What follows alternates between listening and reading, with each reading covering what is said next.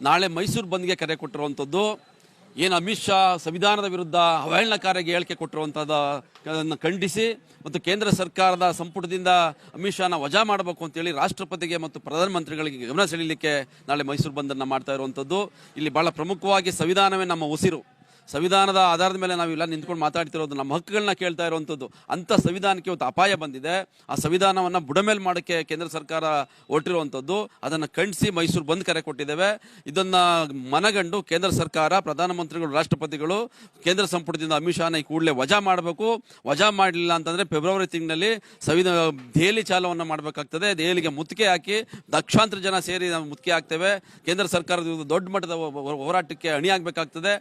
ಅದರಿಂದ ಎಚ್ಚೆತ್ಕೊಂಡು ಕೇಂದ್ರ ಸರ್ಕಾರ ಈ ಕೂಡಲೇ ಅಮಿತ್ ಶಾನ ವಜಾ ಮಾಡಬೇಕು ಅಂತ ಹೇಳ್ತಾ ಮೈಸೂರು ಬಂದ್ಗೆ ನಾಳೆ ಎಲ್ಲ ಸಾರ್ವಜನಿಕರು ಬೆಂಬಲ ಕೊಡಬೇಕು. ಸಾರ್ವಜನಿಕ ತೊಂದರೆ ಆಗ್ಬೋದು ಸಣ್ಣ ಪುಟ್ಟದ್ದು, ಆದರೂ ಕೂಡ ಇದನ್ನೆಲ್ಲ ನಮ್ಮ ಉಸಿರಾಗಿರೋದ್ರಿಂದ ಸಂವಿಧಾನ ಅದನ್ನ ಬೆಂಬಲ ಕೊಡಲೇಬೇಕಾಗ್ತದೆ ಕೆಲವು ತೊಂದರೆಗಳಾದರೂ ಕೂಡ ಅಂತ ಹೇಳ್ತಾ ನಾವು 8-10 ತಂಡಗಳನ್ನ ಮಾಡಿಕೊಂಡು ನಾಳೆ ಬೆಳಿಗ್ಗೆ ಸಬರ್ ಬಸ್ ಸ್ಟ್ಯಾಂಡಿಂದ ಶುರು ಮಾಡ್ತೀವಿ. ಬೆಳಿಗ್ಗೆ 7 ಗಂಟೆಗೆ ಮತ್ತು ಸಬರ್ ಬಸ್ ಸ್ಟ್ಯಾಂಡ್ ಆದಮೇಲೆ ಸಿಟಿ ಬಸ್ ಸ್ಟ್ಯಾಂಡು ಮತ್ತು ಎಲ್ಲ ಅಂಗಡಿ ಮುಗ್ಗಟ್ಟುಗಳು ಮಾಡೋಕ್ಕೆ 7-8 ತಂಡವನ್ನು ಮಾಡಿದ್ದೇನೆ, 10 ಜನದ್ದು.